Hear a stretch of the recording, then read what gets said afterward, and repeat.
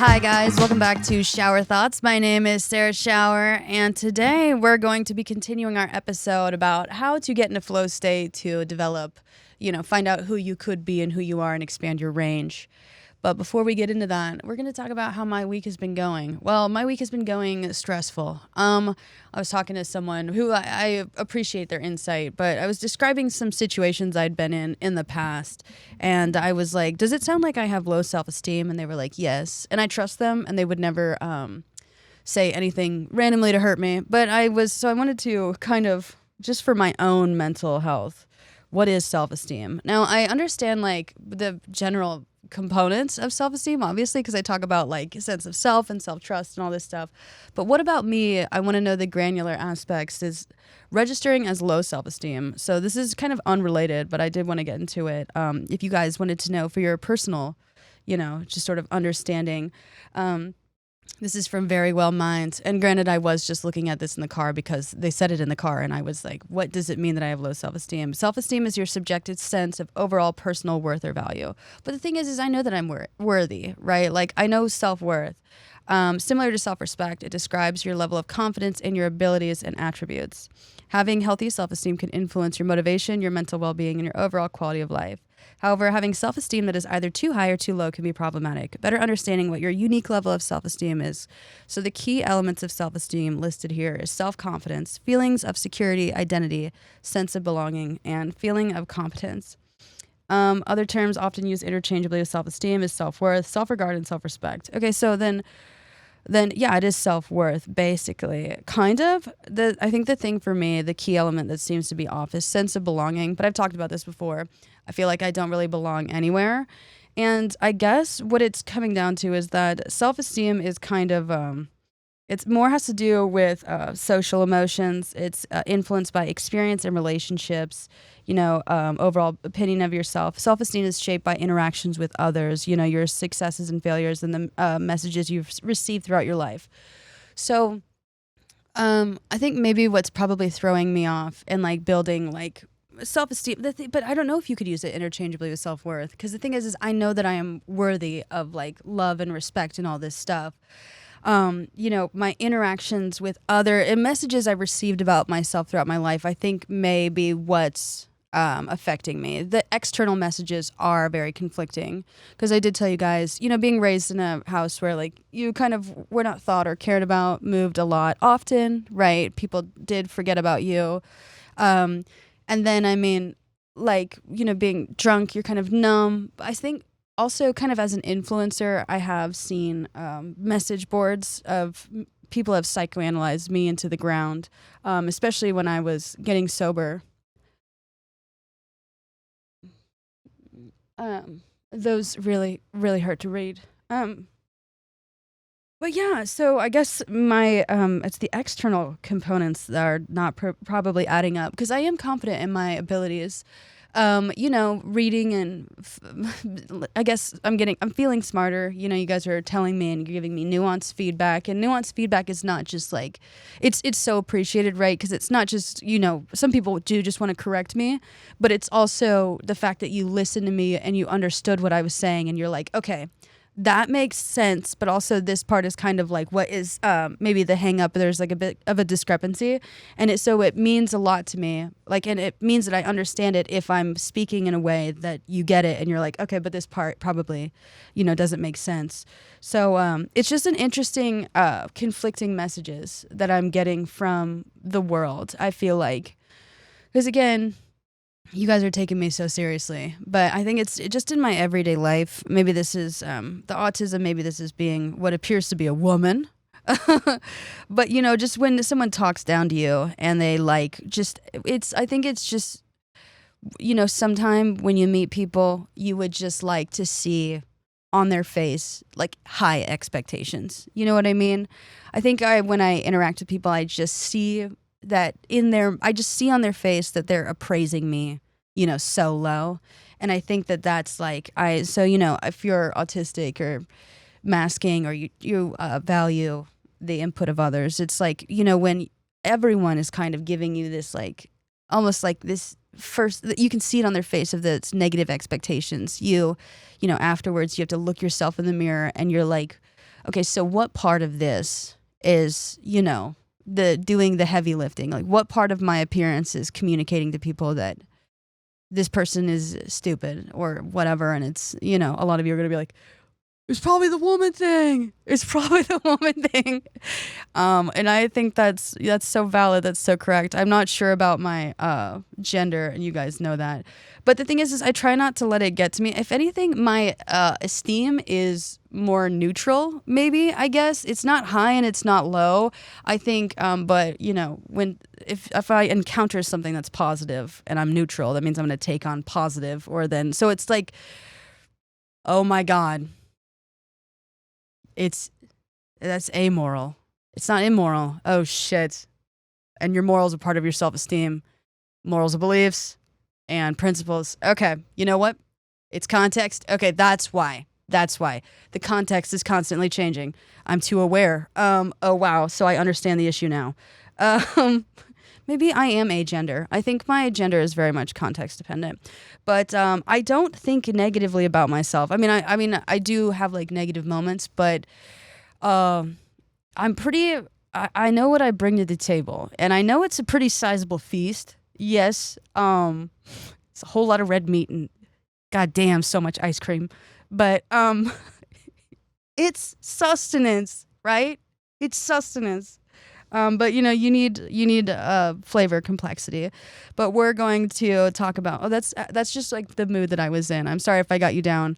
I don't think that self-esteem should be used switching it out with self-worth. Maybe. Interesting. All right. There's low self-esteem. They said it's negative self-image, self-doubt, and insecurity. Okay, doubt. No, doubt would be intrusive, which is internal. I believe myself to be capable of learning and growing and being funny. I can be attractive sometimes. And you're like, Sarah, I get it. But insecurity, I do feel very secure in my understanding. Yeah, it truly is like external. Oh my God, and I don't usually say this as an alcoholic. It is everyone else's fault. No, I swear, I don't, I've tried not to shift blame on others. I don't know if you've ever had addiction issues and you've, made your amends and apologies. It feels so unnatural and unright to say, this is other people, right? Because most of the time it really is you. So like, I'm like out of my element. I guess okay. Yeah, I feel bad. I feel like I should be accepting the blame, taking the blame in every situation so that when I'm blaming other people or then it does feel wrong. And then that's an internal truth. Okay, so they were right. Yeah, there is self-doubt. Oh my God, I have low self-esteem. Difficulty accepting compliments? Yes. If you call me smart to my face, I'll cry. Oh my God. There's like, sometimes people send me like messages about this podcast helped them, and I like want to cry. I want to cry okay, so I have negative impact on mental health. Contribute to anxiety, depression. Well, okay. Yeah, that's because of the world. But also the world is what's frustrating. You know what? Oh my God. But I have self-esteem. Okay, this is something I'm going to have to look into myself. When you just become you become aware of your own cognitive dissonance. Oh my God, I'm doing it, guys. My internal beliefs are not congruent with my external beliefs. That is crazy. I am going to have to adjust that. I know that I'm worthy. And I don't think I'm less than anyone, and I don't think I'm above anyone. So maybe it's just like I'm constantly like just frustrated that people think that I'm beneath them, where I'm like kind of just mad. I'm like, can you just, this is why when you guys are like, I'm so scared to talk to you in real life, I want to be like, you have no fucking idea. If you just came up to me and started talking about God knows what, trains, planes, automobiles, like any sort of, like any emotion, any thought, like if you're like, I want to talk about like the difference between silk and satin, I am satin down to listen to what you have to say, because it's just being there. And like if someone has like a highly technical understanding of something, even if it's like just Yu-Gi-Oh, I'm like, you trust me with this information, and you're probably not thinking like, oh, You're probably thinking, I'm just trying to info dump. I know you are trying to info dump, but I'm going to be joyful the entire time, right? Because like this is a lot of information and I feel like I'm constantly taking in a lot of information and this is what I've prepared for. This is the type of human interaction I have literally just prepared. I crave. I want a deep conversation about shit that's not shallow. Okay. Yeah. Or if you want to have a shallow conversation, I'm pretty flexible. This is where my esteem is like in flux. Anyway, we're going to talk about, how to be who you want to be. Last time we did talk about, which one did we talk about? Where did we leave off? Yes, we were going to get into character development, a guide for actors. And so we talked about the study where it's like neuroscience and like how they studied getting into first person, fictional perspective, the I, how do you get into character and why it's important to get into flow state. And I did want to talk to you guys more about flow state is because flow state is where ego melts away. And there is this book that I'm reading right now, Flow by, and again, I cannot pronounce the author's name, but it's How to Get into a Flow State, which is a state of consciousness. And it's interesting, they were talking about hypnotism is actually, it's not changing your consciousness, it's changing your awareness, right? The context and how you feel, right? So it's going to be changing of, movements and feelings and sensing. It's not going to be a change of thoughts, right? So normally, the issue is with a lot of people, or with me too, right, is that when you're told who you're going to be for the rest of your life, like you're given a role, that is like a self-fulfilling prophecy, right? Where if you are prescribed, Adderall the second you're born, and you don't need Adderall, right? You're going to start exhibiting symptoms of ADHD, right? So you're going to your body is going to start reacting to the chemicals that you've ingested. And so your body is in a similar way, like if you're told you're always going to be this type of person, your body is going to start moving like this type of person, and it's going to be constraining, you're only going to exhibit these behaviors. And so that's top down, right? Your thoughts, your CEO is dictating your every movement. So the organization of the nervous system, again, is thoughts, movement, feeling, sensing. And so the reason why you can have executive dysfunction is because thought is like the executive level, right? And so if you were to think about this issue in terms of like a business structure, if your CEO represents you, speaks for you, tells you what your capabilities are and aren't at all times, they could not be aligned with what you are physically capable of doing. Like a lot of people, they'll hear something suggested and there's no way I can do that. However, they've never tried it. And so if you were to think about like a company, right? If someone came to a company, right? And they're trying to buy something from a company, maybe, a product or whatever. And they go to the CEO and they're like, hey, I would like to, buy this product from your company. And the CEO, without consulting anyone, without, knowing the ins and outs of what everyone does, is like, sorry, we don't do that. And then later that day, the CEO thought we're to go to movement, feeling, and sensing, right, and have a little board meeting. And the CEO is like, someone came to us earlier and asked for, they asked for a high five, and I said, we don't do that here. And then, so senior management, which is your motor cortex, right, movement would have been like, what are you fucking talking about? We can give people high fives. And then the CEO is like, oh, we can?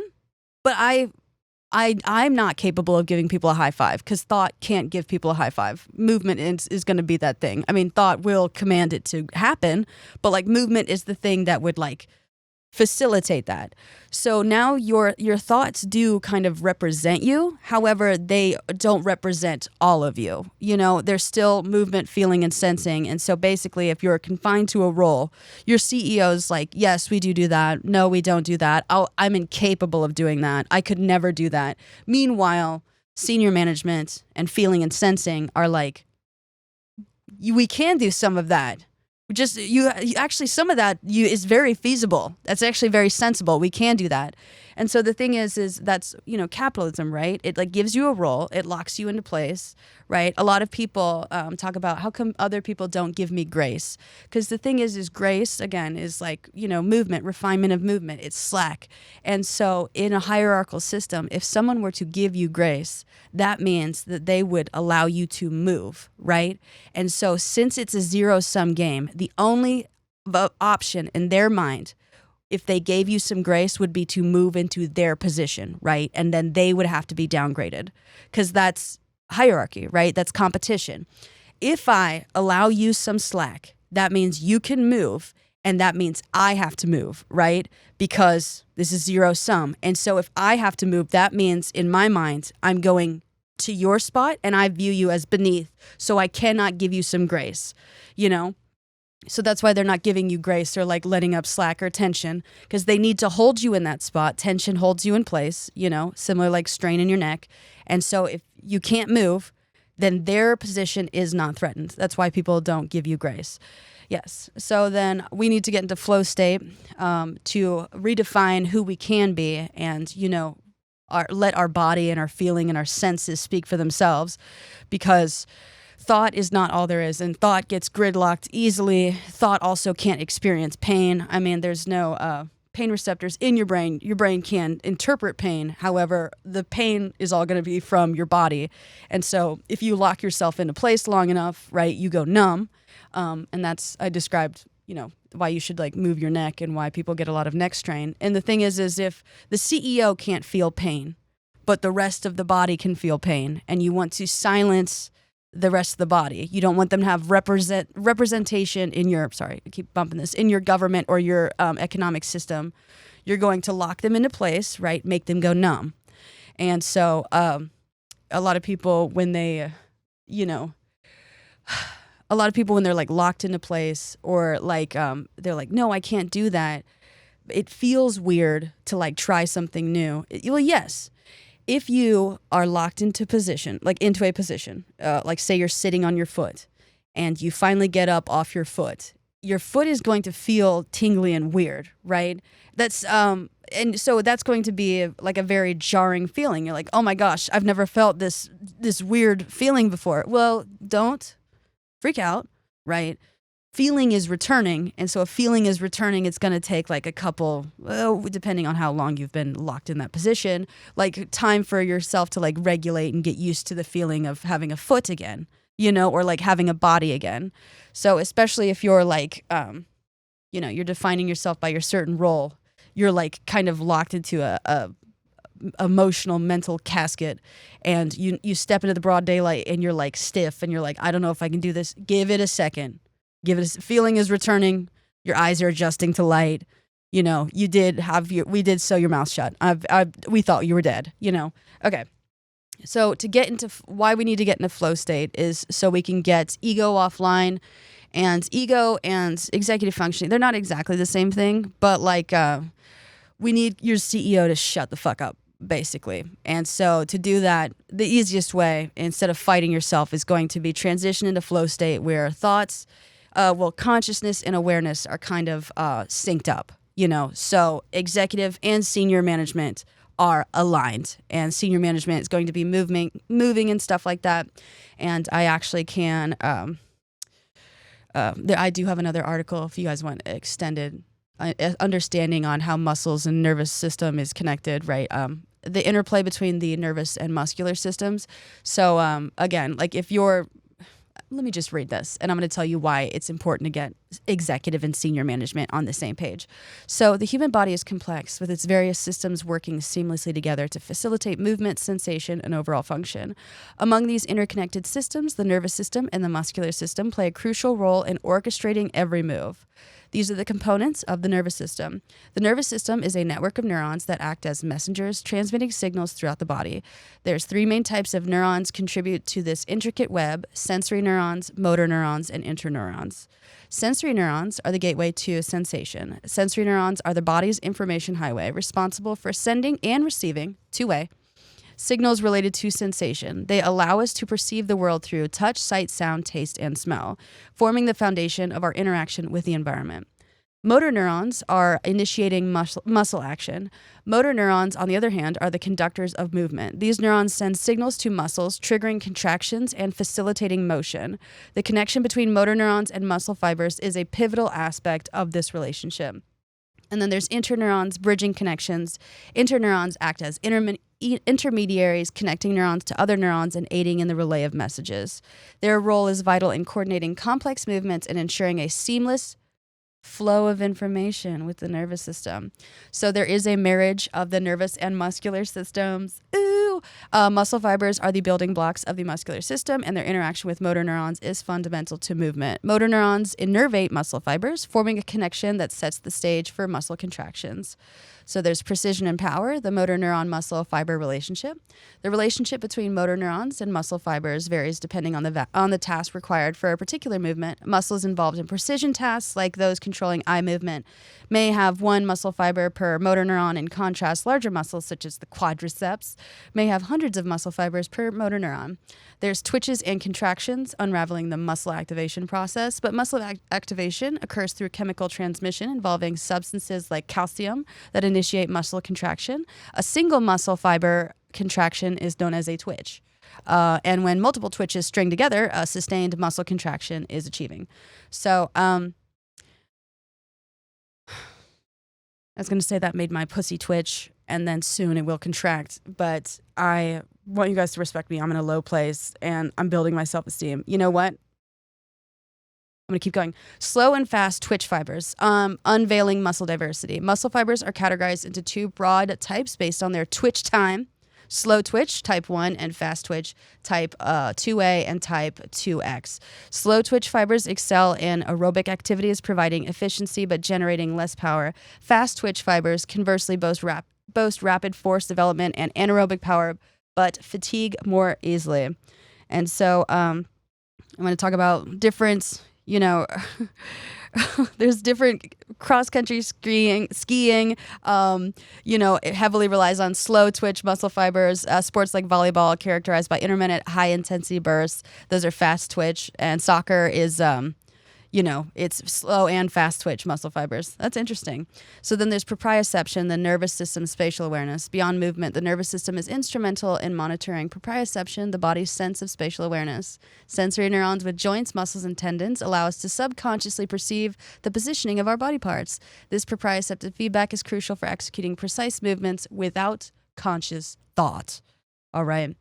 So in conclusion, the interplay between our nervous and muscular systems helps to make our movements precise and coordinated, whether we're skiing, playing volleyball, or running on the field. The collaboration between these systems is what keeps our bodies moving smoothly. And so the thing is we need our bodies to move smoothly if we want to get in a flow state, right? So if you're literally locked into place, right, like fear will lock you into place, and, your nervous system and your muscles are linked. So if you're like afraid, right, your amygdala is like going off and it's like you're afraid, your body will also lock into place as well. Hence fight, flight, or freeze. And so, since it's a two-way system, if something is affecting your muscles as well, then it's going to affect like your thoughts, right? If your muscles are locked into place, you're going to be like, oh, I'm afraid, right? Okay. And so we are going to talk about how to get into flow and my advice for that. And so why I mention, if your muscles are cold. So to get into flow state, there are you will have to discuss this one with your doctor. But like if you have a difficult time regulating your body temperature, please run this by them. But to get into flow state, if it's really, really, really, really cold, right, you're going to be locked into place. And you need kind of relaxed muscle movement to flow. That's not to say that you're going to be at your desk skiing or, playing volleyball. But it's like you do need to flow. And if you're like in jerky positions, that's going to, that also is going to translate to how your brain is thinking, right? And it's going to be, kind of like a lot of bit jerky, a lot of twitching. But yeah, I will keep going. So we're going to talk about character development, an actor's guide, and I'm going to run it through understanding of, nervous muscle system and like why we should do this. So, they have character development. What are the components of character development? There's story, backstory, tangible details, and environment, motivation, objectives, actions, and internal struggles.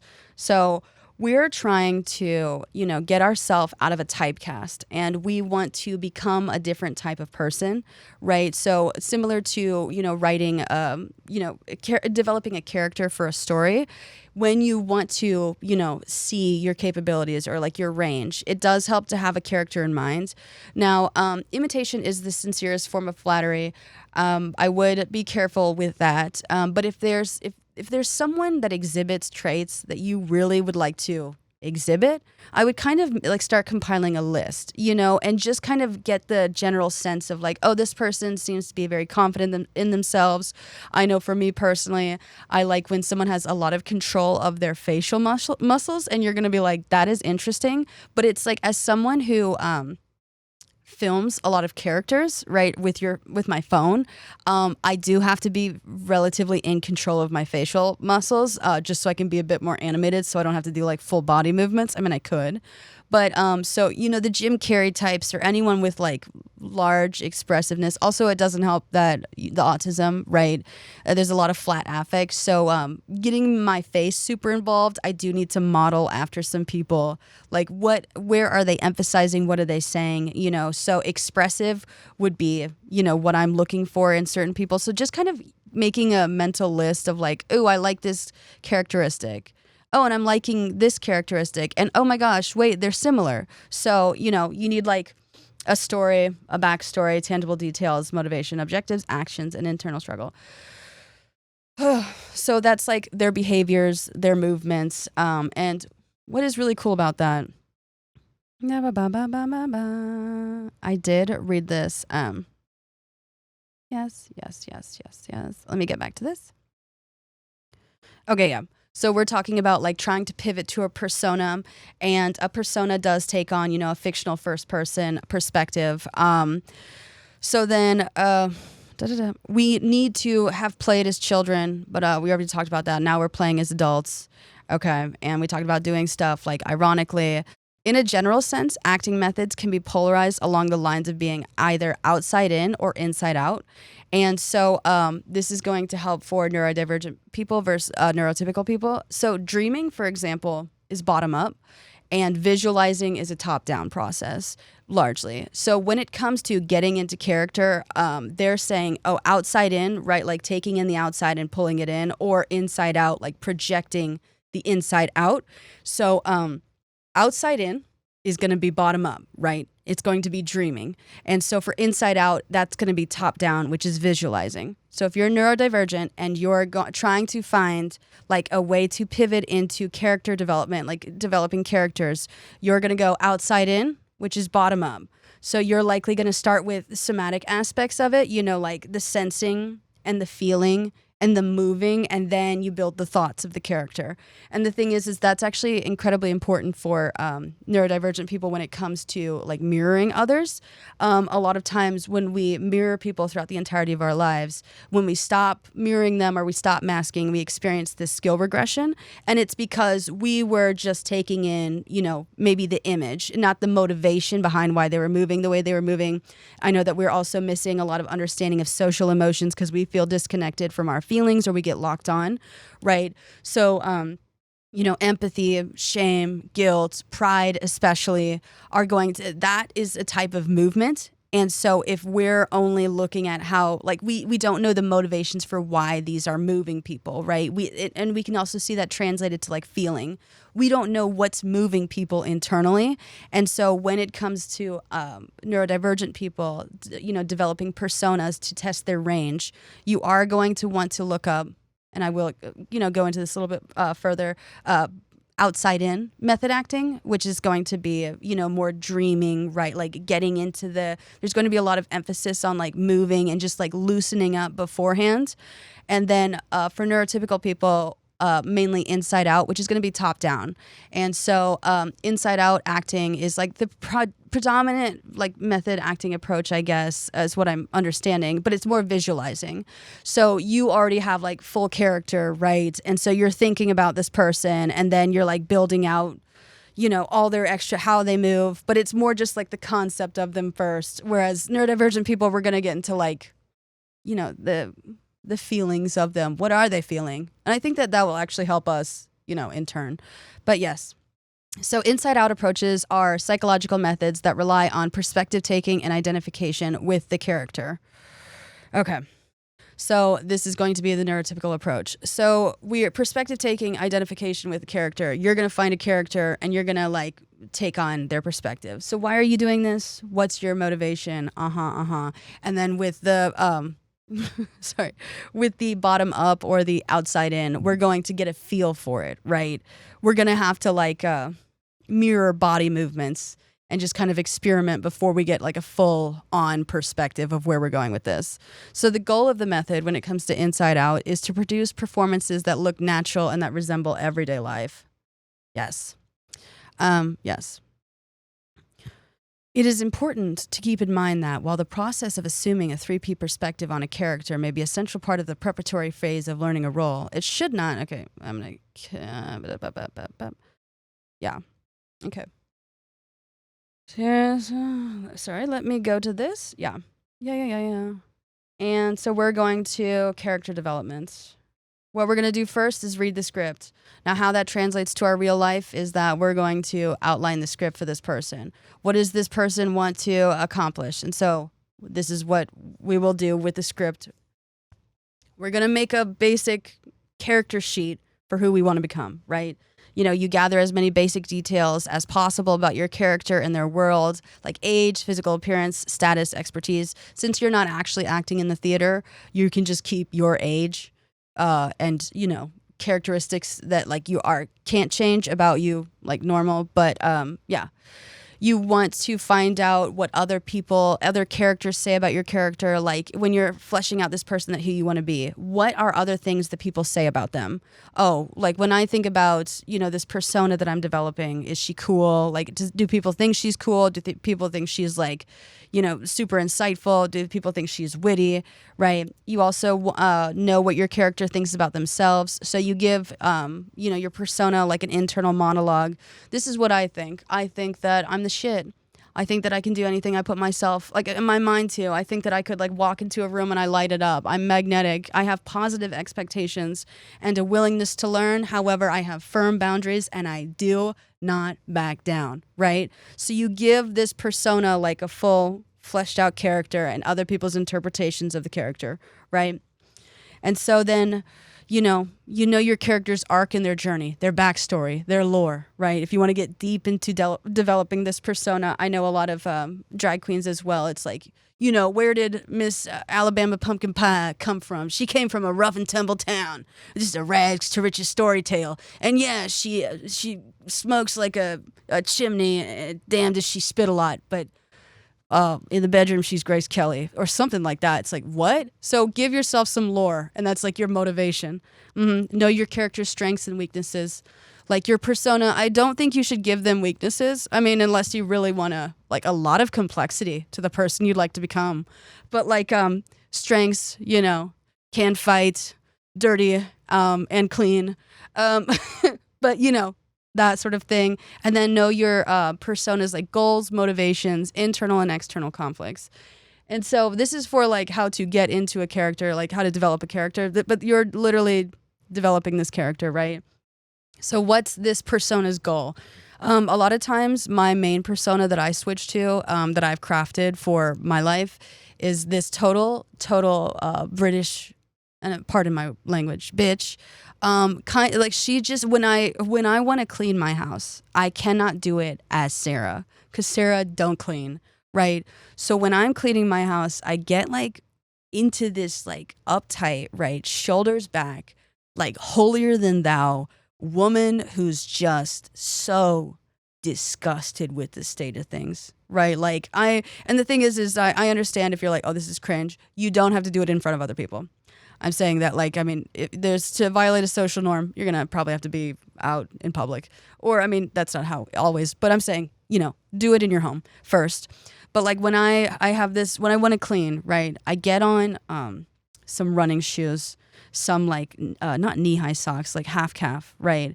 Some like bicycle shorts. a shirt that's like, oh God. I mean, just like something like kind of form fitting and an underwire bra. And you're like, that sounds wholly uncomfortable. It's true because my character is uncomfortable, right? She is like, I do a slick back bun, right? She is, I mean, and the running shoes are clean, but when she walks around, I have to feel, again, I'm a bottom up thinker, right? I have to feel uncomfortable first before I get in her headspace, right? So I'm using the the actual like costume. And so I'm like walking around like, ugh, this is just sick. And then I like will like pick something up, right? And I'm like, ugh, and then like kind of toss it into the hamper. And I know this sounds like a whole convoluted process for just cleaning your house, but when you have ADHD and autism, you're really like fighting yourself, trust me. And the thing is when it comes to executive dysfunction and pathological domain avoidance, so pathological demand avoidance, right? You're receiving a demand, right, which is an order, right, which means that someone is giving you an order. That means you have a role, right? This is an authority figure giving you an order, right? And it could just be your boss, or your executive, your brain executive is issuing an order. So it's all going to be like something you have to do to perform a role, which is going to be work, right? So if you're role playing, right, it does take the weight off, and you get to play. Right? You get to move and express yourself. So executive management and senior management are working together, right? Role, which is work, play, which is play, right? So consciousness and awareness, and it's not a one-to-one thought and movement, or head and body, but they're coming together, right? And you're getting into the flow of things, and your body is now moving in a different way because you're pretending to be someone else with this developed persona, right? So that is what's happening. And then my character's motivation is cleaning this god-awful house. And it does help with, when you set up your environments to like immerse yourself in a character, right? And maybe not make yourself feel guilty, but sometimes I do like to play like cleaning videos of like those like couple hour long things of where just a woman is like cleaning her house, and I'm like, and then I put it on like 2 times the speed because they do it. But I need to watch her and think that she's rushing, right? And so then there's parallel play showing up, and so I'm like, okay, now I'm uncomfortable. This house is a fucking mess. I just feel like this pressure on and now I have to get up and I have to go, right? And so also the thing is I do I increase my thermostat a little bit because, again, if you're too cold, you're locked into place. And I know that I'm supposed to be a bit uncomfortable with my, like my pants and my shoes on and stuff, but not like frozen in place. So I allow myself to loosen up, and then I'm just in this like semi-hot environment where there's just a TV of a woman cleaning. I've got, I have got an underwire bra on, and I'm in this filth, and I get myself worked up, and I'm like thinking like how this woman would think, right? She walked into my house and she's like, what the fuck happened? And it's just and since I'm not shaming myself, like this persona that I'm coming up with is not shaming me, she's just looking at the space and she's like, this is fucking foul. And it's more judging the space as opposed to judging me as an individual.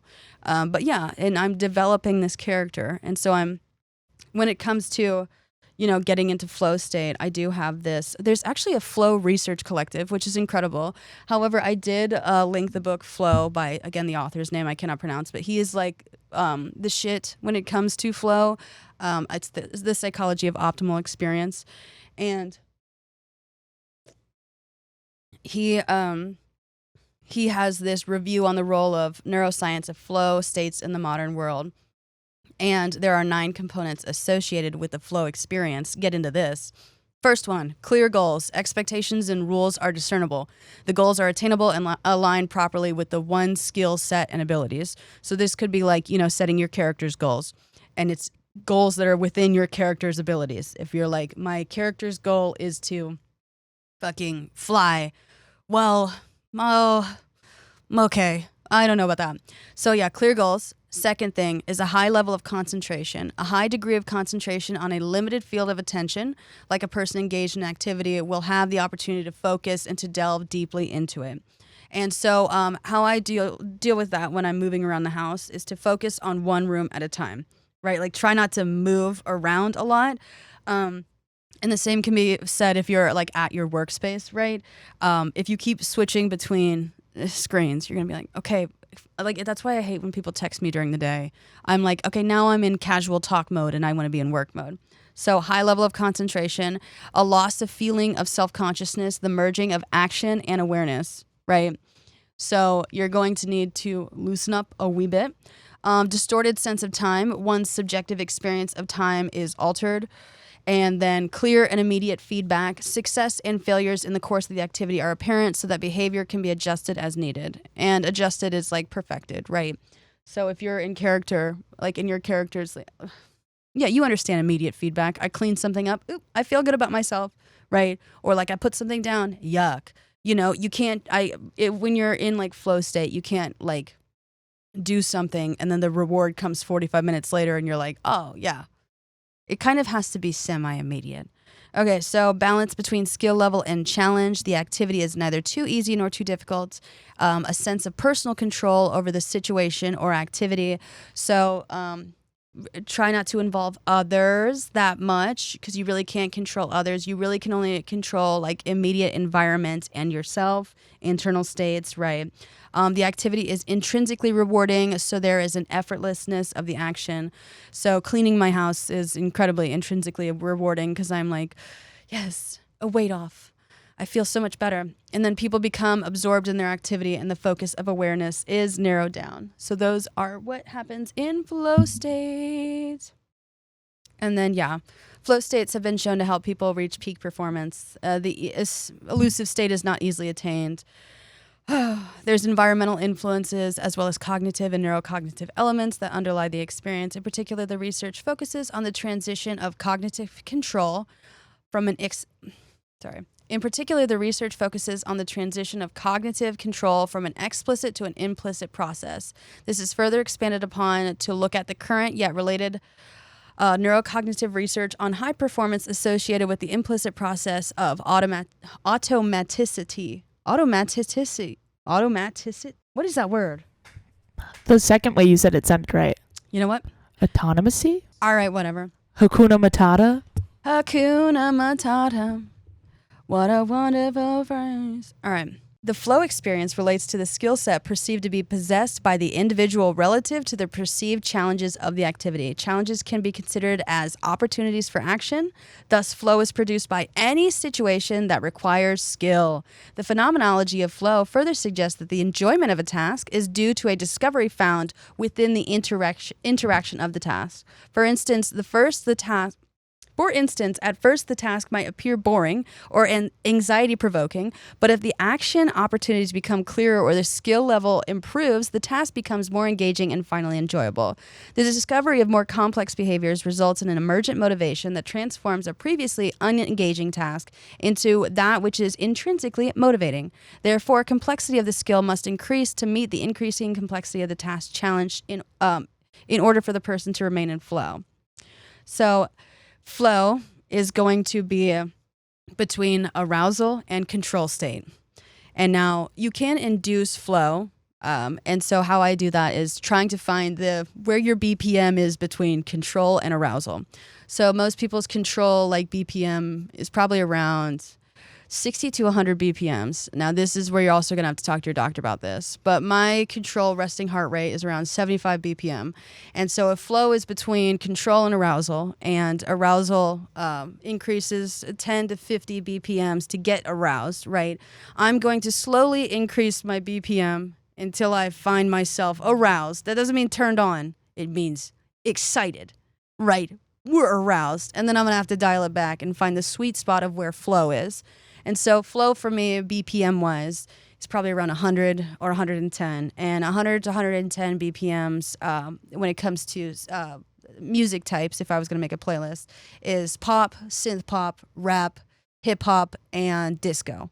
And so I'm going to find a whole bunch of songs that are in the 100 to 110 BPM range, and they're going to be my flow playlist. And so when it comes to adjusting my external environment, right, to initiate flow, and so I am kind of approaching this from a more assuming that everyone is having a hard time getting into their feelings, because I assume why you listen to me. So I'm going to have to induce it with the environment, because your environment can make or break your high. It can make your high, right? So flow is a state of consciousness, state of mind. So it's going to be a type of high, I guess, you know. So what I'm going to do is I'm going to, the thermostat, I do apologize. To get in a flow state generally, and if you have a hard time regulating your body temperature, please run this by a doctor. You're going to have to go into the low to mid 70s on the thermostat, right? You can't be locked into place, right? And then when it comes to music, right, because that is touch, you know, how you feel. And we're talking about, you know, incorporating the senses. And so then when it comes to sound, another sense, I'm going to find a playlist or make a playlist of my flow playlist, which is in the 100 to 110 BPM range. And so then the next thing is sight. Now, when it comes to inducing flow state, so you can get in a character, right? This is when you get in a flow state, ego melts away. You're able to perform a task for performance sake, right? Performing a role for performance sake, seeing what you're capable of. You're loose.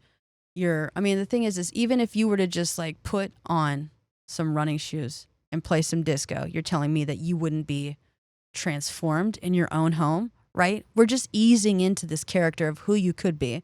And if you do these things in private, you're proving to yourself, I do have range. No, I'm not this uptight type A I love this uptight type A person that I am, right? But I'm not, that's not all who I am, right? I want to get funky. I want to get sassy. I want to be a bit of a cunt, you know?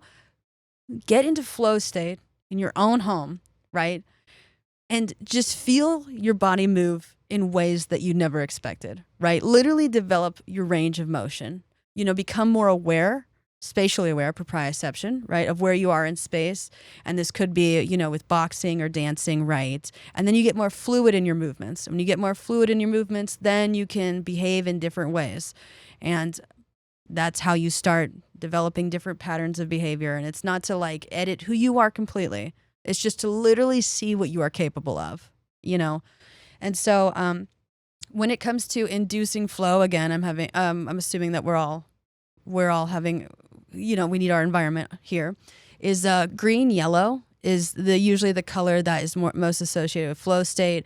And if you don't want to paint your entire house green or yellow, you can get sunglasses with the lenses that are green or yellow, right? And actually, if you're trying to find the perfect color of green, yellow, if you pick up the book Flow, which will be linked in the resources, the font on the front is the green, yellow that you're looking for. And the thing is you're like, can sunglasses really change your perception that much? I mean, is there not an entire like saying on rose-colored glasses, like that is, or I mean, the thing is I also sometimes get car sick, right? And I get those car sick glasses that, you know, have the little fluids in them and it's just a way to like trick your brain to say that like, oh, you're not car sick, right? So literally changing the color of your lenses can change your attitude, can change your mood. I mean, if you edit a photo of yourself on Instagram, you put a sepia filter versus like, you know, the Paris filter. Is it going to change the mood? Yes. So you can change your own mood at home, and all of the research will be linked. It will all be linked. So that's going to get us induce the flow state, right? We get into flow audibly. We get flow visually. We feel fluid, like in ourselves. And then we build out a character and we start acting out these characters' like motivations and like things that they say and like maybe like how they dress. And we try on like different attire. I know that I'm at war with my body right now. Not because I don't like it, but because when I get nervous, I rip out my hair. And so sometimes when I turn around, I just look at the back of my head and I'm like, who did that?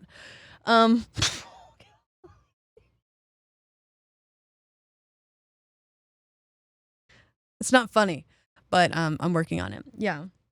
So we get into flow, right? And we're focused on just like, a certain task, the goal that this character has come up with, right? And we're just moving and we're feeling, it's just incredible, guys. There's also different, there's different character development exercises if you'd like to try this as well. Monologuing. A lot of people say that like talking to yourself makes you seem like a bit iffy, but speech comprehension and speech production do share the same neural pathways. So if you're trying to understand a character or a person or persona you'd like to adopt, right?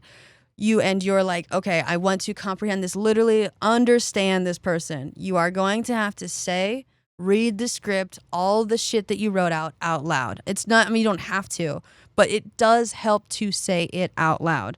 The reason why we do silent study in school is not because of like some, evolutionary thing. We do silent reading because it's distracting to the other kids if we were to read out loud. If you read out loud, you will comprehend it much, much quicker, okay? So, you could do a monologue. Choose a point in the script that invokes emotion in you or resonates with you. Prepare a 3-minute monologue. Oh, God. I do like to monologue. This is something uncomfortable, I guess. This is how I get into character for TikToks. A lot of times people like see my TikToks where I'm like imagining having like a butch wife, or like this is here, for example. I genuinely like I want to be, when I grow up, I want to be like this bedazzled femme, just like fake tan, like just too many rhinestones, all pink outfit, like lesbian MILF, right? And so I am slowly getting there, but how I imagine her is just like, she's got a butch wife, and my butch wife lives in Myrtle Beach, and we met at Biker Weekend, and she drives this hog, and sometimes she'll let me ride on the back, and I swear to God, we're riding down the highway, and my breasts are fake. I'm sorry. And sometimes when we're going 80, they don't even move. But we're deeply in love, and I did start, a spicy website just for people who like mature sapphic content, people who are of right mind. And sometimes she gets upset, sometimes she joins, but she'll wear her helmet. And it's just like I'm monologuing to myself to get myself into character. Like I'm like, what would this woman, I run the Turtle Trot. We do a 5K every, Thanksgiving, and we get all the people come out. Some of them are hungover. All the kids are definitely still drunk from the night before. And, sometimes we're going to go to the dunes and watch all the turtles, the babies walking to the ocean. And, my wife's going to be there, and she's going to bring her ATV. And she said, I could take it over, down the beach, but she don't like when I ride it too long because I drove it, off the dock one time. But we were fighting, and then, so you monologue to yourself, and you're like, you get into character. Now I do feel like that woman, right? Like I have a butch wife. Like she is real. So monologuing really helps. And because the thing is, again, you say it out loud, you start to comprehend it, and you allow yourself to. And one of their things is try improvisation.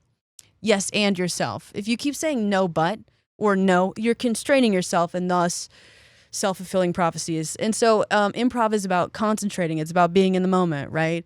Like, give me a prompt, Rebecca, about my butch wife. What does she do for a living? She owns a knitting store. She owns a knitting store. And you know what? She likes to cross stitch, and she has fabric scissors, and we scissor. But it's kind of funny. She has like so many different balls of yarn, and then sometimes we'll bring the cats inside, and they kind of just make a mess. And so my wife is like, "Honey, don't bring the cats inside," and I'm like, "Babe, okay, I respect your boundaries in this, improv situation." But so improv what your character would do, like in character, and you're like, I feel wacky. Again, do it ironically, do it as a joke, like if you're cringing, but like just be alone if you can't improv with other people. But yeah. Oh, now I want to talk about my wife. She knits. She taught herself computer programming. She was 5 years old, got into programming. And so, I was like, honey, you got to play more. because she was feeling real stiff in the neck. And, I ride her hard, but that wasn't me. I was like, hun, what's related to programming? Knitting, I mean, what is knitting if not coding in real life? And she's like, honey, I didn't want to imitate her. That'd be unflattering. But yeah, she started a whole store, super successful. She can make a hell of a rope or a snake. She hasn't really gotten the whole like pivoting down, but damn does she try. She can tie me up real tight. Oh God. It's actually in our summer catalog. It shows our different types of yarns, and she made me some handcuffs and tied me up. And it's real popular with the girls. Anyway, so yeah, try improv. And then there's playing with settings. What did I just say? Play with your environment. The character may use different mannerisms and gestures depending on the settings. Use the settings around you to do daily activities the way that your character would. That's what I do when I'm in my home and I'm just flowing, right? Like I'm just this uptight little, I'm like, I have my, I don't need to, but when I'm cleaning, I have my hamper always like on my side. And I'm just like, like kind of walking around, like throwing everything in the hamper. And I'm kind of just, and it's like I'm bumping into stuff and I'm doing that. When you like bump into a wall with a hamper and you're like, and that makes me more mad. And right. And anger is passion. And anger is action, right? It's movement. So I'm keeping the scene going. The more I get my character riled up, the more that she's going to clean. And the more that my house is going to be clean by the end of it. So yeah. This is how you can use flow state to get into character. And the thing is like getting hurt and staying in character is actually kind of impressive. Because the thing is, I mean, if you get too hurt, then you're going to be like, no, I'm a little bit I'm going to lay down now. I don't feel good anymore. But like bumping into stuff and staying in character, that's, it's encouraging. Anyway, there's also practice makes perfect. Perfect way to deliver lines and all this stuff. Acting draws from personal experience and triggers and uses that as a vehicle to bring a character to life. Performing the scenes in different ways will help you tap into different objectives more readily and expand your range of acting tools. So to expand your range, you got to be able to move. You got to be able to flow. Concentration, right? Concentration, you have a goal. What's your character's goal? What's their whole premise for being here? What's their whole premise for existing? And the thing is once you do this in the privacy of your own home and you're like out in the world and you're like, I'm just the type of person who goes to work, gets my coffee at noon, and then goes home. Are you? Are you just that type of person? Because I distinctly remember that you have this really bitchy cleaning persona that you've like honestly perfected. And then you also have this persona that's like 50 years old and a bedazzled whore who lives, and I love that term, in Myrtle Beach, right? And so now you're expanding your range with like role playing. And so in real life, you're going to be like, wait a second. I'm not just the older sister who takes care of everyone and kind of abandons themselves. I'm also Svetlana. I'm also Myrtle Beef. I'm also all these things, and I'm also capable of being playful. And like I am expanding my hobbies and my understandings, and I'm literally moving different. So you're like giving yourself range. This would be a singer realizing, oh my God, I'm not just an alto. I can hit like a lot of high notes. Like I can hit a couple bass notes, right? You're developing your range through movement, through character development, through flow. I will link everything below. Thank you. Oh, that rhymes. Wow. We do have fun here. But thank you guys so much for listening. Rebecca, did you like this one since you are an improver? Yes, and... Yes. Oh, I love that. Oh my God. Okay, so guys, again, main rule of improv is yes and. But yes, and you just have to allow yourself to make mistakes. When you're improving, don't go, oh, fuck, Jesus Christ. I mean, if you are, go with it, right? Like just kind of curl up into a ball and like dramatically place your wrist on your forehead while your like hand is kind of like, I'm an idiot. No one will ever love me. This is why. And then transfer to Svetlana. Don't dissociate. Talk to your therapist. Okay, guys, thank you so much for listening. This has been so much fun. I love developing a character. And so when you flow and when your body is looser And I will link the book. It's just going to be easier. Because if you're going to be all locked up and stuck in this role and literally frozen in place and just listening to the same, songs over and over again, right? And you're just looking at the same things over and over again, how are you going to develop a character? How are you going to flow? What's inspiring here, right? The Saliency Network, you need something new, novel, creative, surprising. And so you can surprise yourself. You can cue random shit. And that's how you increase your range and your overall self-worth. Now, I am going to do some deep introspection on, do I have low self-esteem? That seems wild to me. Oh, wait, let me touch on the Flow Research Collective. 8 tips to unlock peak performance. Find your flow triggers, internal, creative, external, group flow triggers. Like I said, with like the lenses or the music or the external. Yep, so I did it. Set clear, actionable goals. Your character set goals for what they'd like to achieve. Locate your internal locus of control. Do you have do you make things happen or do things happen to you? Are we an external locus of control? Internal. I will link this. There's also align your passion and your purpose, conviction, intention. This is going to be the realm of feelings. Forging a connection between your passions and purpose generally enhances your chance of hacking flow. So, yeah. And then identify activities you're passionate about, set clear intentions, seek intrinsic rewards, and reflect on the impact. Yes, because the feedback has to be immediate for you to be in flow state. This can't be like, I'm in flow state 3 months from now, the project is due and I did great. And then you have to balance challenge and skill. It's between anxiety and boredom. So, again, anxiety is going to, it's overwhelming sensation, and boredom is like a lack of sensation. You got to hit that sweet spot. You got to hit between control and arousal. That's where you're going to find flow. And also that's where you're going to find the skills and the challenge have to kind of not be mundane every day. And they also don't have to be like super erotic. Between arousing and everyday activities, you will find flow activities. And then optimize your workspace. Yes. And start with something you freaking love. I love approaching with a desired lens. Like I said in the past, try to like use your love language when it comes to like the things that you're doing, right? I'll link something below. And then don't force it. Yeah, don't force it. If you tell yourself you have to do this, again, CEO taking over, and it's like, what does he know? He literally doesn't know how to fax something. He's literally making moves for the company, does not know how to send a fax. And that's true for me. I don't know how to send a fax. Thank you guys so much for listening. I will link everything. This has been amazing. This has been fun. But yeah, this has been Schauer Thoughts. Make sure to like and subscribe on YouTube. Make sure to rate me 5 stars on Spotify, Apple Podcasts, any place you get your podcasts.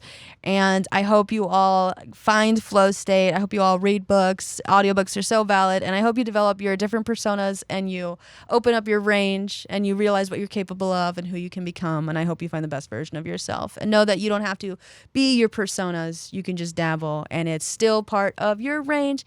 Have a good one. Bye, guys.